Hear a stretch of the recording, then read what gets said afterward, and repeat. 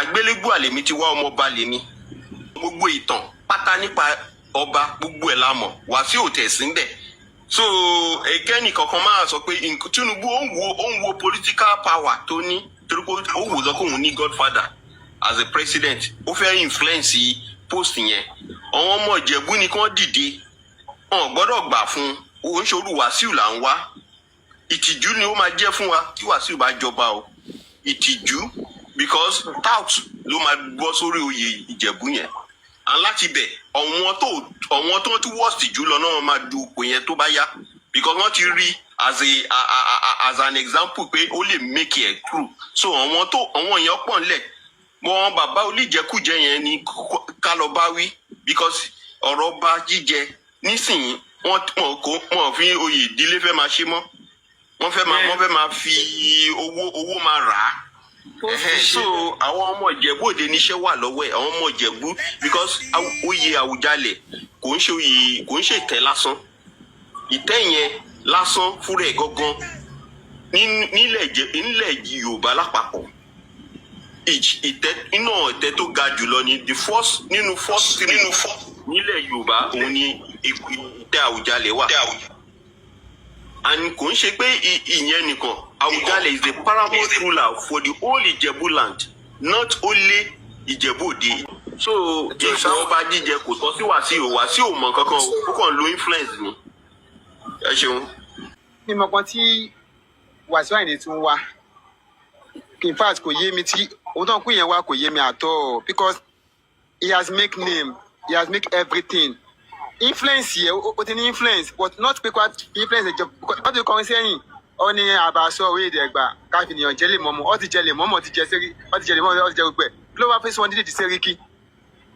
I believe he should stand as one of the Afọbajẹ in Ìjẹ̀bú Òde if he really knows his right and his stand in Ìjẹ̀bú he should stand as one of the Afọbajẹ in Ìjẹ̀bú Òde because he has gained this brand in Nigeria as a whole, not even Ìjẹ̀bú alone, in Nigeria as a whole.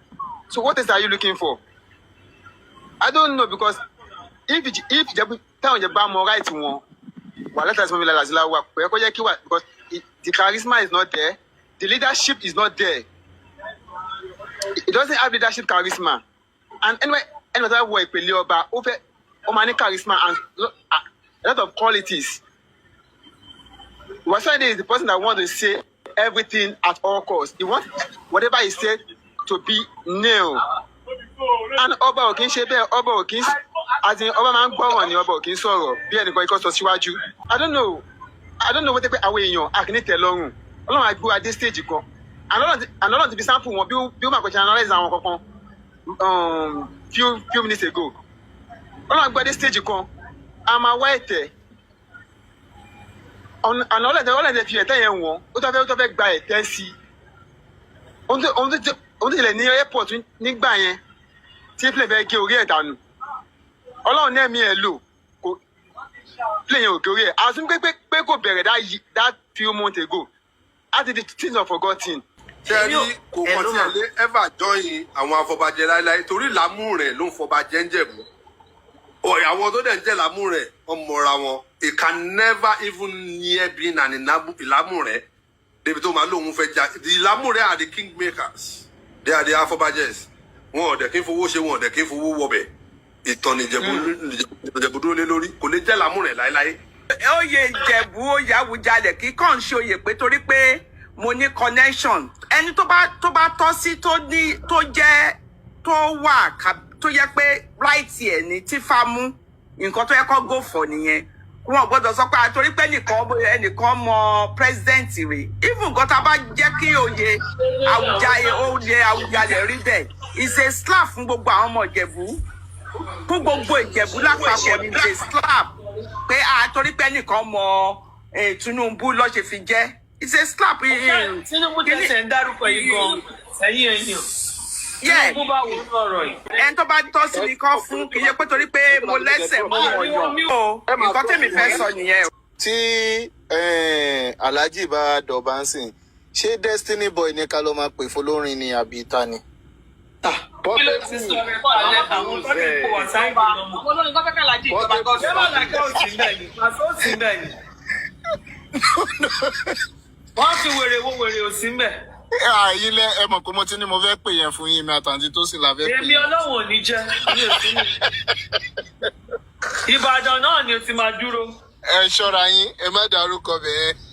Ọ̀dà Ìbàdàn ló ti máa dúró. Àǹtí péjú ẹ̀ ní nǹkan ṣe kí n pe wèrè la fi ń wo wèrè fún yín. Èèyàn méje òjò ń pè lẹ́kọ̀ọ́. Ó ti dà. King Wasiu Ayinde ìdílé ọba ló ti jáde.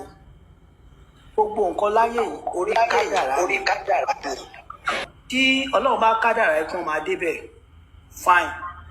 Àmọ́ àwọn facility tí wọ́n fi ń ṣe ìlú Wasiu Ayinde ò ní. Àwọn fans wọn lè sọ̀rọ̀ sí mi kán bú mi lẹ́yìn o. Àwọn facility tí èèyàn fi ń ṣe ìlú Wasiu Ayinde ò ní. Kí ni facility tí wọ́n fi ń ṣe ìlú? Kò ń ṣe owó, kò ń ṣe ipò. Èèyàn mẹ̀kúnnù ó lè dé orí àlééfà. Kó jẹ́ máa ṣe dáadáa ju ẹni tó ní owó tó ní ọrọ̀ lọ nílé ayé. Ẹni tó fẹ́ jẹ ọba àbí ẹni tó fẹ́ jẹ olórí èdè àbí olórí kan á ní àmójúkúrò. Tinubu bó ṣe wà yẹn ó ní àmójúkúrò, ó ní àmúmọ́ra, ó ní ẹ̀mí ìdáríjì. Tinubu ò ní ẹ̀mí ìgbéraga. Ẹ jẹ́ ká sòótọ́ ọ̀rọ̀, tá a bá sọ àákú. 75% àwọn ọmọ wa ní Lagos Island 25-30 years ago tó ń jalè tó ń para wọn ṣe everything. Tinubu ló wò pé instead tán ni máa fi máa dàlú bí wọ́n máa ní fúnṣọ lọ́bẹ̀rẹ̀ sí ní create àwọn ibìkan káàkiri. Tó wá jẹ́ pé gbogbo wọn wá padà ń jẹ́ èèyàn.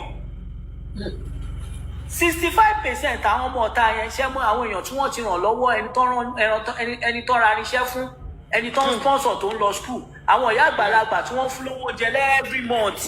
Àwọn ọmọ ọ̀tá tẹ́rítẹ́rì bí àwọn responsible yẹn. Bẹ́ẹ̀ni ìyá mi. Ṣẹ́mọ́ ẹlòmíì tí wọ́n ti gba ìsọ̀ fún ní gbogbo Lagos Island Òṣùmú Balógun ẹ̀ tẹ́niyàn ò sọ owó sọ tí wọ́n jẹ gbọ́dọ̀ já tíkẹ́ẹ̀tì fún. Ìyá mi á jà fún mi. Ẹ ṣé tẹ̀ bá mi sọ. Ẹ ṣé. Tó jẹ́ pé àwọn olówó tó ní kìmí tó lórúkọ wọn ò ṣe àǹfààní bẹ̀ yẹn sí rí. Ká ní owó, ká ní lárí, ká ní ọlá kọ́là ń pè ní olówó àbí gbajúmọ̀. Àìmọye lómi tó yẹ pé owó tó wà lákàntì ẹ̀ láyé lọ́run kò ju 1 million naira lọ.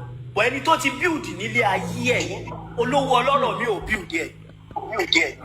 God bless you.